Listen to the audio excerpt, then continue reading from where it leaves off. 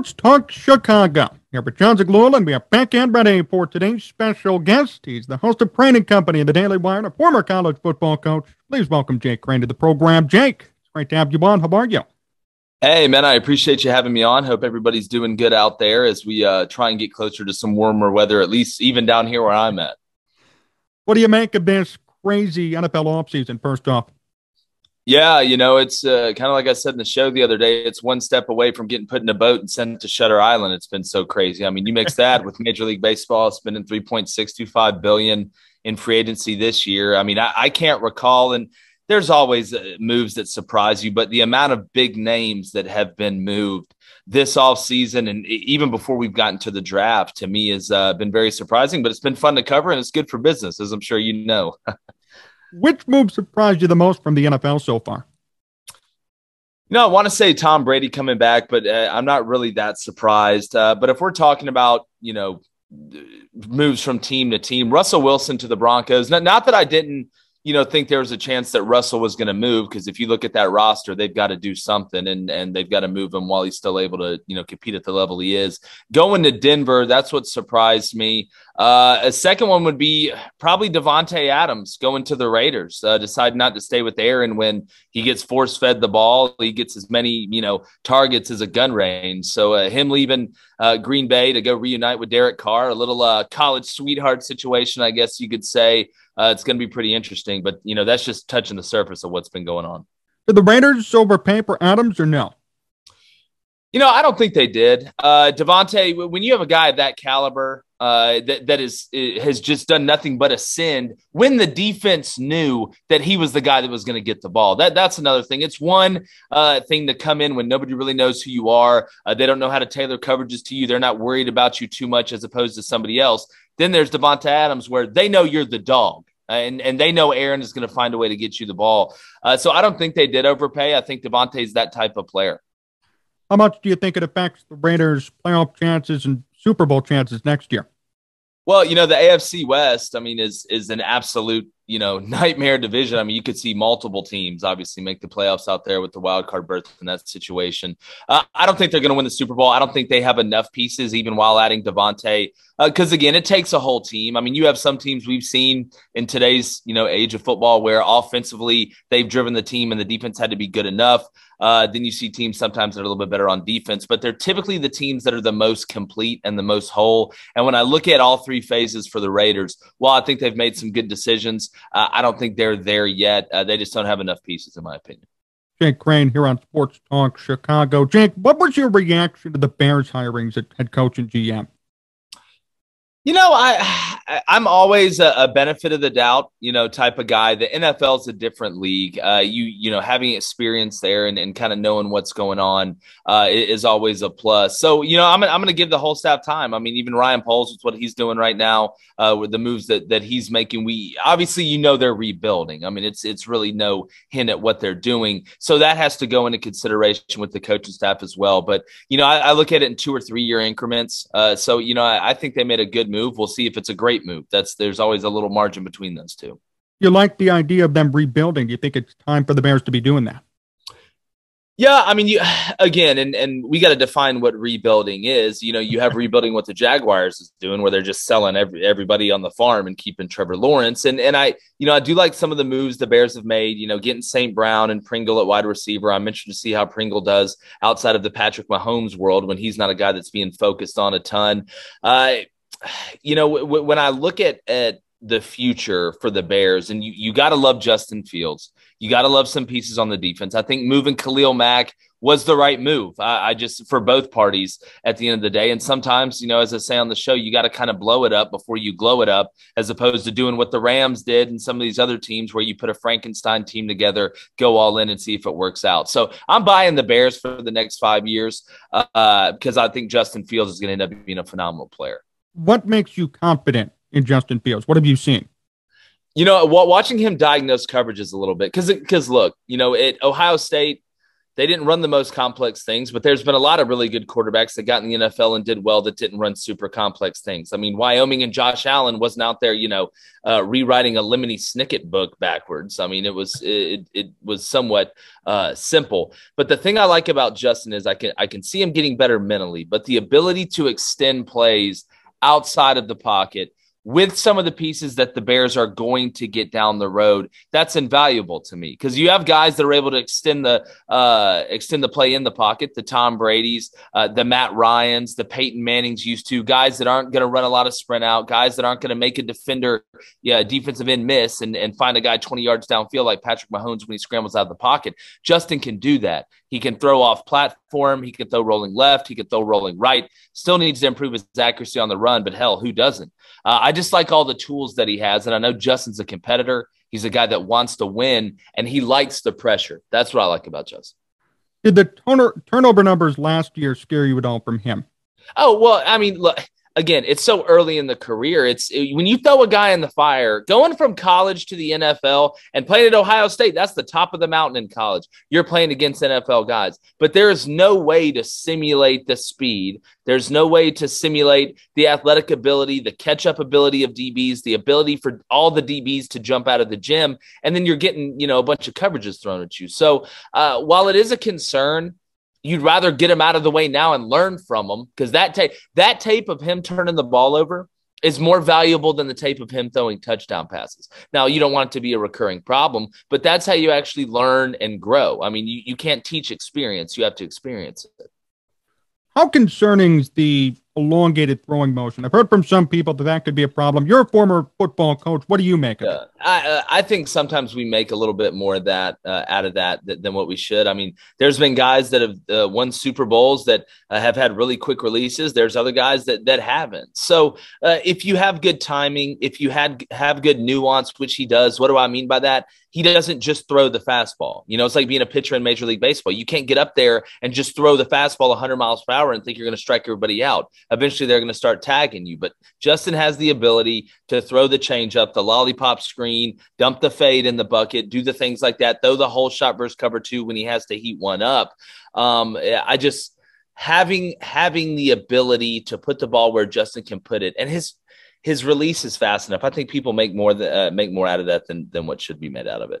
How much progress do you expect from him next year?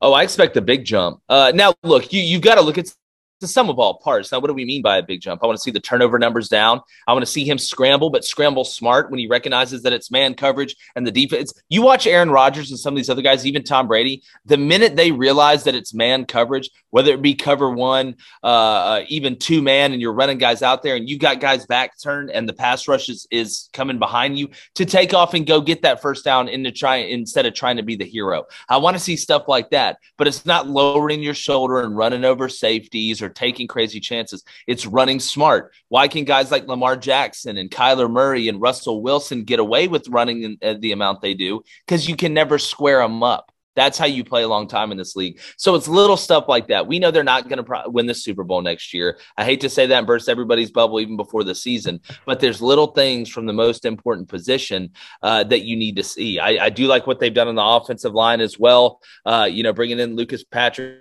to replace James Daniels, you bringing in the guard. I'm interested to see what they do with the draft pick they got in the second, though. Where's that put the Bears as far as record and expectations for next year? I mean, obviously not a Super Bowl, but where do you see them going? I think they're going to be I think they've got a chance to be just about even, maybe a game or two above 500. I don't see them. Again, you have to have the guys around you in the games that matter and the situations that can really make the plays for you. And with the wide receiver group they have, look, I mean, Denzel Mooney is an inside guy. Pringle is an inside guy. You've got to find an X. You've got to find a guy on the outside that can give Justin that 50-50 ball outlet that turns into a 70-30 ball, not just catch the slant, not just hit the double move, not just run the dig and be able to come back and get 13, but a guy you can throw the long ball to, because Justin can throw the long ball and can jump up, high point it, and go get you 6. Jake Crain still here on Sports Talk Chicago. Jake, a few more questions before we finish up. First off, your career. How'd you get your start? Man, it's a crazy story. I'm going to write a book about it one day. A lot of people probably won't believe it when I tell you, but played at South Alabama down in Mobile. Got done, coach GA'd there. moved around the country in junior college. My first couple of years of coaching, ended up going back to South Alabama, coaching the bowl game against Bowling Green with special teams and name the other positions, sometimes special teams tight end, sometimes special teams corners. Then during the quarantine was up coaching in Montana, and they sent us home, we had just signed, had the early signing period for recruiting. It was the first year it was instituted, so I didn't have to recruit any more guys. I was like, man, I might as well, do something. So just, I'm not Steve Jobs by any stretch of the imagination. So getting an audio podcast on Apple Podcasts and Spotify was hard enough for me, but ended up doing it, and it grew really quickly, and was supposed to fly back. Was actually interviewing for a DC job at where I was up in Montana, and was sitting in the parking deck in Memphis at the airport, and was like, man, I might as well give this a shot. And, look, really less than 2 years later, we were just with Colin Cowherd in the Volume, and then Ben Shapiro and the Daily Wire reached out to me about doing sports content that doesn't talk politics. So regardless of what side of the aisle you're on, we don't care. At Crain and Company, we just talk sports. I think a lot of people would agree. It's like, if I want to learn about cooking, I don't go to the HGTV channel. It's just, it blows my mind. How beneficial was your time with the Volume? Oh, it was very beneficial. I mean, Colin was great. Gave me a lot of really good advice, kind of told me how the business was, because, this is something that just kind of I fell into, very, humbled and fortunate to fall into. But no, he was great. Was always there when I had questions or if I needed something. I mean, we collabed a bunch, and it was a really good experience and prepared me, for where we are now with taking the show national. What makes your show different from the political programming the Daily Wire has? Well, we just don't talk politics. The only mask we talk about is, the new Rydell face mask they got in college football. I mean, the only shots we talk about are the bad ones that teams take in the tournament and the good ones that are made in the NBA.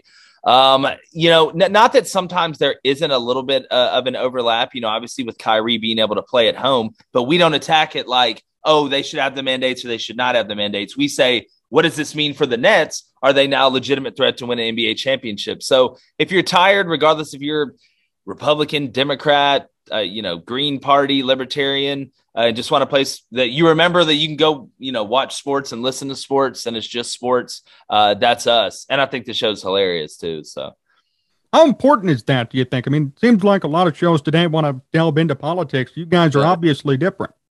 No, I mean, I think there's a big lane for it. I mean, you have certain entities in the sports world that are all the way on one side of the spectrum, and then others that are all the way on the other end of the spectrum. I think there's a lot more people out there like me that just when you are trying to find sports, you want to talk about sports. I don't want to listen to a sports show and then feel like I get sucker punched at the end, or somebody, virtue signaling me about something, or if I disagree with them politically, why does that matter? We're talking about the Red Sox and the Blue Jays. Like, I don't get it. I saw a poll out there that said 89% of Americans don't want politics in their sports. Well, that's a pretty big lane, it seems like to me, and that's when I am fine to drive a Mack truck through. How rewarding is it to work with your brother too? Oh, it's good. I've known him his whole life, being the older brother. It's it's really funny because, the chemistry on the show is really good. Even with, we have former Michigan quarterback David Cohn is our third guy. It's almost like you're kind of going to a sports bar with your buddies and having debates, about, all the sports or whatever's going on. We just happen to, all coach and play for a while and at a high level. So it's really rewarding. Now, I'm always right and he's always wrong. And when people ask, which one are you? I'm easy to find. I'm the smarter, better looking one. So if you tune in to Crain and Company, it's going to be very easy to see who I am and then who my brother is. Jake, before we finish up today, last question. What's the funniest moment that you've been a part of in your career? The funniest moment? Well, so we had, when I was with Cowherd in the Volume, we were doing our show at the College Football Hall of Fame, and me and Blaine, who's my brother, had a bet on the show. He had bet me before the season that Ole Miss was going to beat Alabama in football. And so the bet it wasn't money, but the loser had to eat the hottest wings, 6 hot wings, the hottest ones on the Scoville scale, which is like the hottest of the hot. So we special ordered this hot sauce. Like, I'm surprised it wasn't brought to us in a hazmat suit, and I ended up winning the bet. So Blaine ate the 6 wings live on the show. And I'd known my brother his whole life. Once he got through the second one and that sauce hit him, he was whiter than Casper the Ghost. And he manned up and ate all 6 of them. And there's a meme of him. I mean, he's sweating, he's white, But the funniest part was right after the show, we were going out to eat to watch a game. And right when we sit down, he has to get up and he just walks around the restaurant for 30 minutes because the way he put it, it felt like I was being swallowed by a Dementor. So that was the funniest. And as the older brother, just the most rewarding for me. Well, Jake, thank you so much for joining me. Best wishes at the Daily Wire. Keep up the great work, and hopefully we can do this again very soon. Thank you. Hey, definitely, man. Love what you're doing. Anytime you need me, just holler, brother, and we'll see how the Bears do. Just trust the process. You got to trust the process.